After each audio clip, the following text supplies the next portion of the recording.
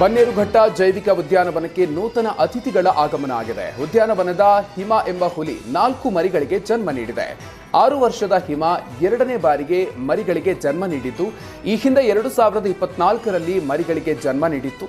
ಮತ್ತೊಂದೆಡೆ ಆರುಣ್ಯ ಎನ್ನುವಂತ ಹೆಣ್ಣು ಹುಲಿ ಕೂಡ ಮೊದಲ ಬಾರಿಗೆ 2 ಮರಿಗಳಿಗೆ ಜನ್ಮ ನೀಡಿದೆ. ಆರುಣ್ಯ ಹೆಣ್ಣು ಹುಲಿಯನ್ನ ಪ್ರಾಣಿ ವಿನಿಮಯ ಕಾರ್ಯಕ್ರಮದಲ್ಲಿ ತಮಿಳುನಾಡಿನ ಚೆನ್ನೈನ ಅಣ್ಣಾ ಝೂಲಾಜಿಕಲ್ ಪಾರ್ಕ್ನಿಂದ ತರಲಾಗಿತ್ತು.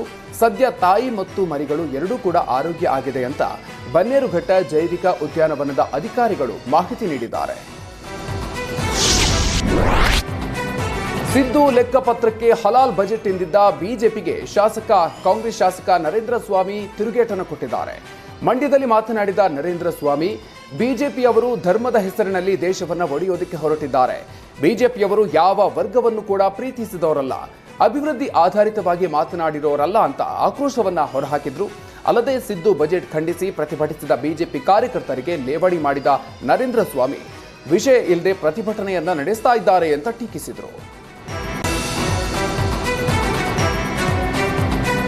ಮಹಿಳೆಯರ ಒಳ ಉಡುಪು ಕದಿತಾ ಇದ್ದ ಯುವಕನನ್ನ ಪೊಲೀಸರು ಬಂಧನ ಮಾಡಿದ್ದಾರೆ. ತುಮಕೂರು ಜಿಲ್ಲೆ ಚಿಕ್ಕನಾಯಕನಹಳ್ಳಿಯ ಶರತ್ ಬಂಧಿತ ಆರೋಪಿ.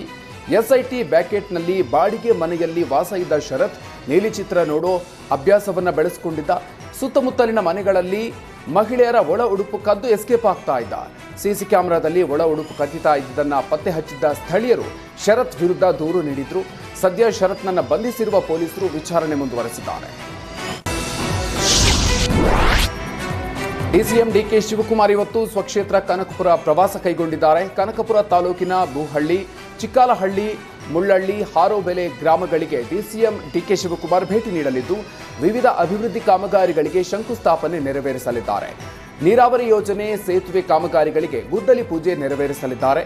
ಡಿಸಿಎಂ ಡಿಕೆ ಶಿವಕುಮಾರ್ಗೆ ಸೋದರ ಮಾಜಿ ಸಂಸದ ಡಿಕೆ ಸುರೇಶ್, ಎಂಎಲ್ಸಿ ರವಿ, ಸ್ಥಳೀಯ ಕಾಂಗ್ರೆಸ್ ಮುಖಂಡರು ಸಾಥ್ ನೀಡಲಿದ್ದಾರೆ.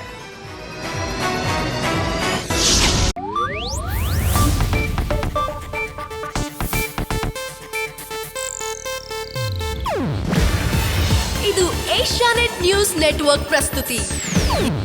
ನೀವು ನೋಡ್ತಿದ್ದೀರಾ ಏಷ್ಯಾನೆಟ್ ಸುವರ್ಣ ನ್ಯೂಸ್.